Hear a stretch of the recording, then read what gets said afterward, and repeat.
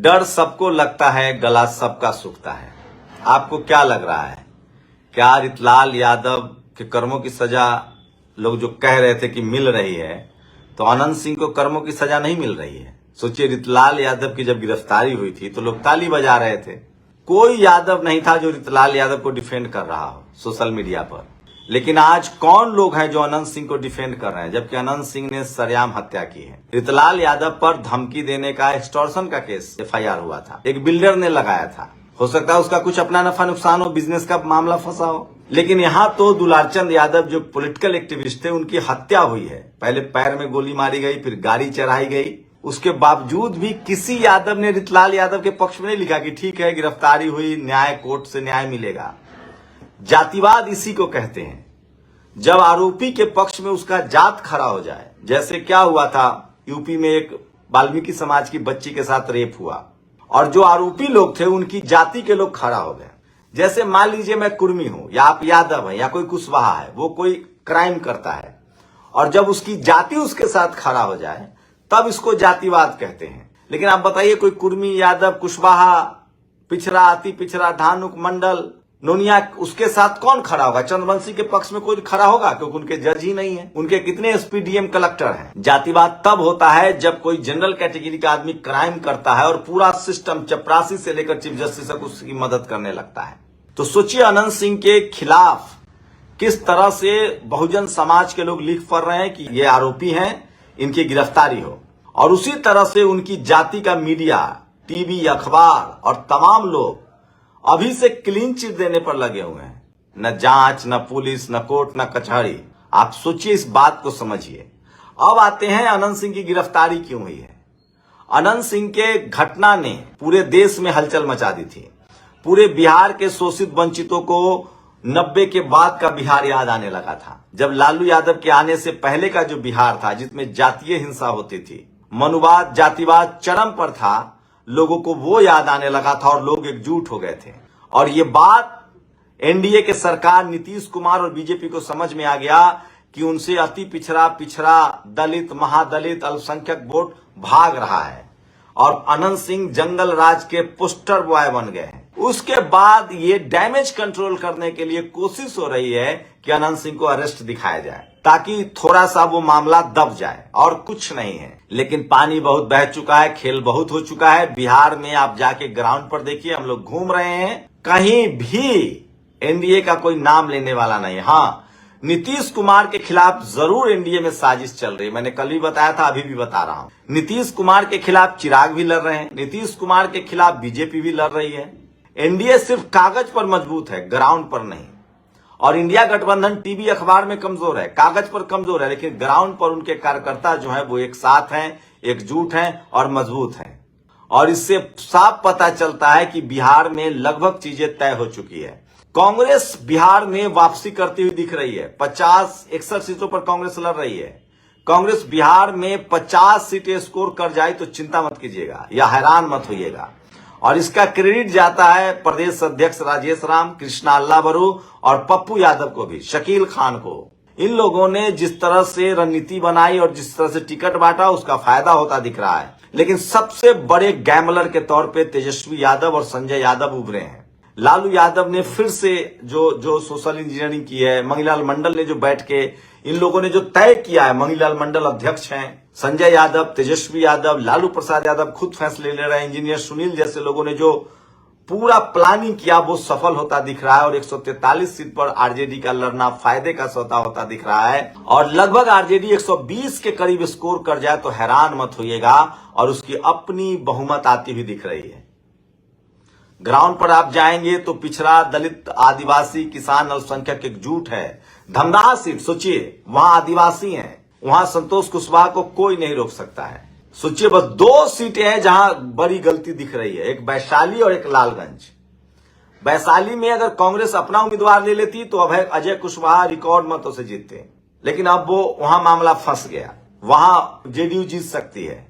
लालगंज में मामला फंस गया। लालगंज में RJD को अपना उम्मीदवार पीछे लेना चाहिए था और कांग्रेस के जो अति पिछड़ा उम्मीदवार था उनको प्रोजेक्ट करना चाहिए था। तो वैशाली में कांग्रेस अपना सवर्ण उम्मीदवार वापस लेती और लालगंज में अगर RJD अपना सवर्ण उम्मीदवार वापस लेती तो दोनों सीटें जीत रहे थे ये लोग।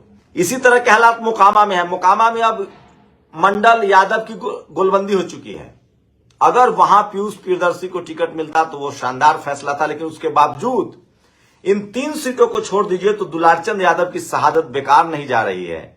और जिस तरह से उनको सड़क पर गाड़ी से रौंदा गया है, ये बिहार का एक एक दलित पिछड़ा 1990 से पहले के बिहार के बारे में सोचकर खौफजदा है। यहाँ के अल्पसंख्यकों को बुलडोजर का डर सता रहा है। अब बुलडोजर कहां चलता है आप जानते हैं। यहाँ के दलित पिछड़ों को स्कूल बंद होने का डर सता रहा है। स्कूल कहां बंद हो रहे हैं, किन सरकार के राज्यों में, आप सब जानते हैं। यहाँ के दलित पिछड़े किसान आदिवासियों को किसान आंदोलन याद आ रहे हैं, यूपी के बुलडोजर याद आ रहे हैं, राजस्थान एमपी में जो जातीय हिंसा हो रही है वो याद आ रहा है। कम से कम अब तक ये सब यहां नहीं होता रहा है। और जिस तरह से नीतीश कुमार को कमजोर करने की कोशिश है, जिस तरह से खबर फैल गई कि बीजेपी अपना मुख्यमंत्री चाहती है और उसमें चिराग पासवान, मांझी और उपेंद्र कुशवाहा साझीदार हैं, उसके बाद जो नीतीश कुमार के वोटर है, महिला वोटर हो, वो शिफ्ट हो रहा है। और इसी का डर है कि अब फिर से अकाउंट में, खाते में पैसे डाले जाएंगे महिलाओं के, चुनाव आचार संहिता लागू होने के बावजूद। इसी का डर है नीतीश जी को कि वो चिराग के यहां जाते हैं, चिराग पासवान के यहां। इसी का डर है नीतीश जी को कि वो लगातार, अगर मौसम खराब था, हेलीकॉप्टर नहीं उड़ रहा था, तो वो लगातार यात्राएं कर रहे थे। मैं फिर कह रहा हूं, ये सब कुछ दूध का दूध और पानी की तरह हो गया है। बिहार में अब पोलराइजेशन हो गया है, अगरा बनाम पिछड़ा का चुनाव है। और इसी को डैमेज कंट्रोल को रोकने के लिए अनंत सिंह की एनन फानन में गिरफ्तारी हुई है। ऐसे गिरफ्तारी होती है, ऐसा लग रहा है जैसे उनको सम्मान दिया जा रहा है। पूरे बिहार में नहीं, पूरे देश में चर्चा है जिस तरह से एक सामाजिक न्याय के योद्धा को मार दिया गया। जैसे जगदेव बाबू की हत्या हुई थी, जैसे सोनीलाल पटेल की हड्डियां तोड़ी गई थी, इस बार बिहार में पिछड़ा, अति पिछड़ा, दलित, महादलित, किसान, अल्पसंख्यक एकजुट है। और उनको पता है कि अब नीतीश जी के खिलाफ नहीं है लोग, लेकिन नीतीश जी का वक्त पूरा हो चुका है, उनकी तबीयत ठीक नहीं है और बीजेपी उनके कंधे पर रखकर बंदूक चला रही है, ये बात सबको पता चल गया है। और इसी वजह से वो सारा वोट इंडिया गठबंधन की तरफ वोट शिफ्ट हो रहा है और यही मिरेकल हो रहा है। और उसके बाद रहा सहा कसर जो है वो मोकामा ने पूरा कर दिया। मोकामा में जो लोग ट्रेलर देखा, अनंत सिंह का जिस तरह से मनुवादी जातिवादी मीडिया इंटरव्यू कर रहे थे, फिर एक वीडियो सामने आया जिसमें एक सवर्ण पत्रकार है, महिला पत्रकार, और अनंत सिंह जाति सूचक शब्द बोल रहे हैं, चोरी डैश डैश, जो हम बोल भी नहीं सकते हैं। और इसी वजह से पूरा का पूरा बहुजन समाज एकजुट हो चुका है। और तेजस्वी यादव की अपनी विश्वसनीयता, 17 महीने की सरकार में नौकरी देना, कोई परिवारवाद न करना, परिवार में एक भी टिकट न देना, ये बड़ा फैक्टर है। और सबसे बड़ी बात कि नीतीश कुमार को जिस तरह से बीजेपी ने फंसाने की कोशिश की है, उससे पिछड़ा, अति पिछड़ा, उनका कोर वोटर नाराज है।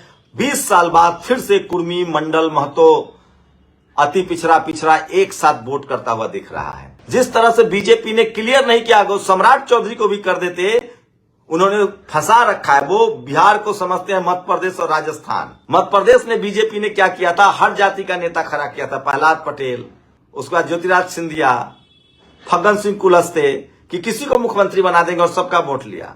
राजस्थान में भी यही खेल खेला था उन्होंने और चिट्ठी से बाद में मुख्यमंत्री बनाया।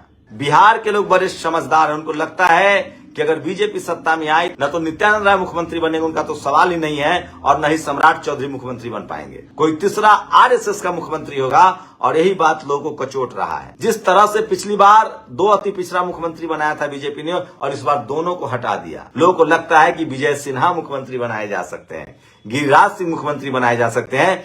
इसी का लोगों में कोफ्त है। और नीतीश जी से दलित पिछड़ा नाराज है, क्योंकि इन वक्त पर अब जाकर मनीष वर्मा को जगह दी गई है। ललन सिंह हो, चाहे विजय चौधरी हो, नीरज कुमार हो, चाहे संजय झा हो, ये जो तिकरी है ये दलित पिछड़ों को पसंद नहीं आ रही है। और इसका बड़ा मारक जो है वो प्रतिक्रिया हो रहा है। और बिहार में आप जहां जाइए, गली गली हम लोग भटक रहे हैं। पिछड़ा, अति पिछड़ा, दलित, महादलित साफ कह रहा है कि हमको पढ़ाई लिखाई, स्कूल, अस्पताल और दवाई चाहिए, नौकरी चाहिए। जातिवाद के नाम पर और धर्म के नाम पर राजनीति यहां फेल हो गई है। और यही वजह है कि तेजस्वी यादव को बड़ा फायदा मिल रहा है। इंडिया गठबंधन का यह फैसला कि तेजस्वी मुख्यमंत्री होंगे, उसका भी फायदा मिल रहा है, क्योंकि जो यादव समाज में टूट फूट थी वो खत्म हो चुका है। कांग्रेस ने जिस तरह से मैसेज दिया है कि एक मुस्लिम और एक दलित उनके कोटा से उप मुख्यमंत्री होगा, उसका फायदा मिल रहा है। मुकेश सहनी का वोट पूरा ट्रांसफर हो रहा है क्योंकि वो उप मुख्यमंत्री हैं। मुस्लिम और दलित उप मुख्यमंत्री होंगे। कांग्रेस ने जिस तरह से राहुल गांधी ने सामाजिक न्याय की बात की, राजेश राम जिस तरह से अध्यक्ष बनाए गए, उसका भी फायदा कांग्रेस को हो रहा है।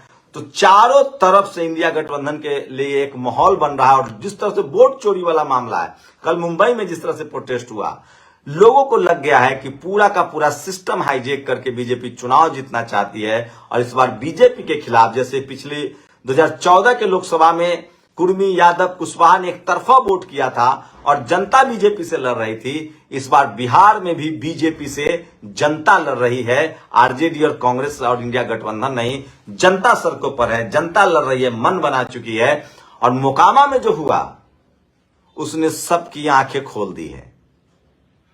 ये लबुलवाब है। 14 को आप मेरे बात को रिकॉर्ड कर लीजिए कि बिहार में जो बीजेपी 2014 में मोदी नहीं जीत के आए, केंद्र में 2015 हार गए, 2019 में 300 जीत के आए, 2020 में नीतीश के कंधे पर सवार होकर सत्ता में है। अब तो बीजेपी 240 की सरकार चला रही है। और नीतीश कुमार कमजोर जिस तरह से उनको किया गया है, इसकी कौन गारंटी लेगा कि वो मोदी जी को प्रधानमंत्री बने रहने देंगे? हम तो डूबेंगे सनम, तुम्हें भी डुबाएंगे। तो प्रधानमंत्री नरेंद्र मोदी का पूरा भविष्य टिका हुआ है बिहार चुनाव पर। अगर नीतीश कुमार जी को जिस तरह से घेरा गया है चिराग पासवान और बीजेपी ने, नीतीश कुमार इसका बदला नहीं लेंगे चुनाव के बाद, वो चुनाव तक ही चुप है। नीतीश कुमार को डर है और इसलिए वो गाड़ी से भी रैलियां कर रहे हैं, चिराग पासवान से भी मिलने गए। जिस तरह से नीतीश कुमार को डर है और वो मेहनत कर रहे हैं, जिस तरह से बीजेपी ने उनको फंसाया है, चुनाव के बाद बीजेपी को वो नहीं फंसाएंगे, इसकी कौन गारंटी लेगा? देखिएगा बिहार चुनाव 14 के बाद देश की राजनीति बदलने जा रही है। शुक्रिया। नेशनल दस्तक की आपसे गुजारिश है कि अगर इसको बचाना चाहते हैं तो नेशनल दस्तक को सब्सक्राइब करने के लिए रेड कलर के सब्सक्राइब बटन को दबाएं, फिर बेल आइकन की घंटी दबाएं।